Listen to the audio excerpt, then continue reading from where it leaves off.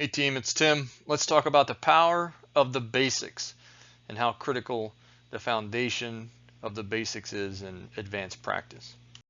And the lawyer time. I'm not your medical director. I'm not the state medical director. Nothing I say supersedes your medical director, your SOPs, your provider level or certification.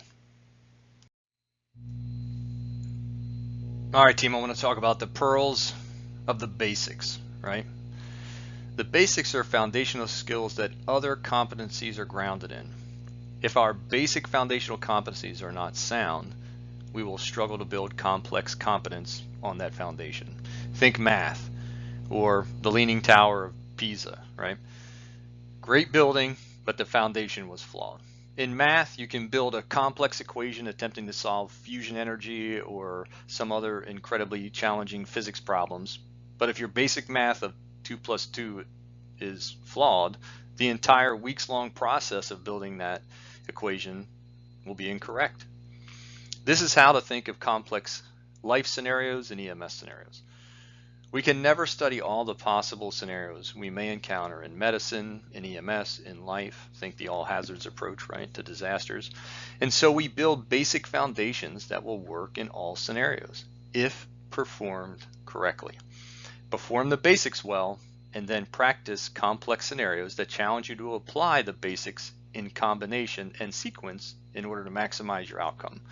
Clinical scenarios and simulation are designed to present you an opportunity to apply many basic skills in a challenging manner in sequence, so to improve your basic skills as they apply to a complex scenario, which is a scenario that requires many basic skills to be performed in sequence in order to maximize outcome. That's all they are.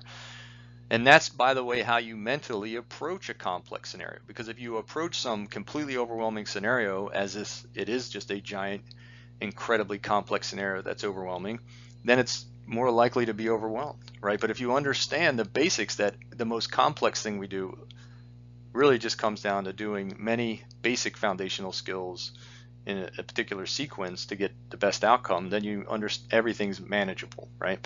For example, our recent scenarios of the quote unquote terrible airway, the basics were BSI, CNA safe, positional airway, BLS airway, set up for ALS airway that combines several basic ALS airway skills like suction, direct laryngoscopy, basic skills.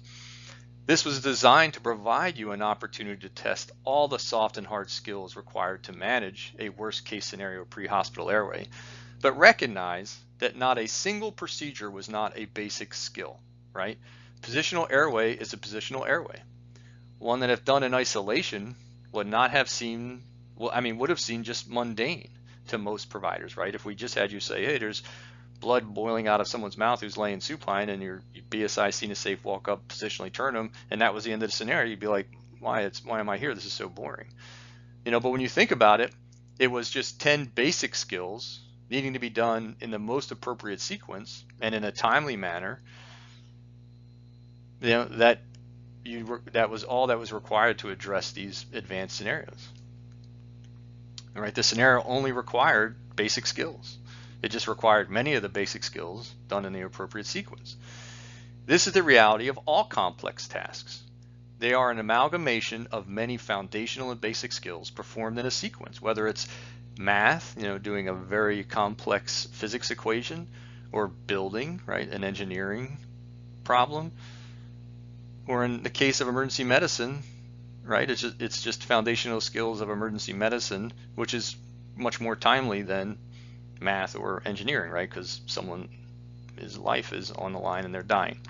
But at the end of the day, remember, the most complex problem we face comes down to doing the foundational and basic skills in the appropriate sequence in a timely manner to maximize outcome. Doesn't matter if it's one provider and 50 terrible casualties, or a whole team in a level 1 trauma center and 1 casualty. It's just everyone doing basic foundational skills in the appropriate best case sequence to get the best outcome for that patient or those patients. And that's all it is. And that is not just germane to what we do in EMS and what we're training to do, but in life, right? When you think about it, all the things that overwhelm us are just a whole bunch of little things stacked on top of each other. And if we just knock them all down perfectly in the right sequence, life goes better for us.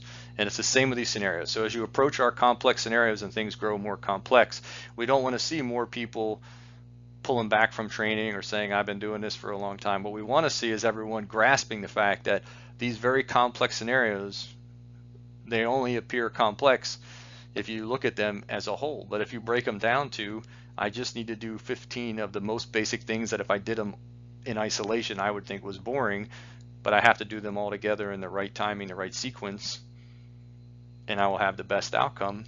That's how you can manage complex scenarios, complex life problems, complex EMS and emergency medicine scenarios.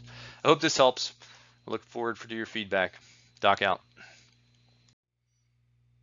As usual, we got to talk about the lawyers.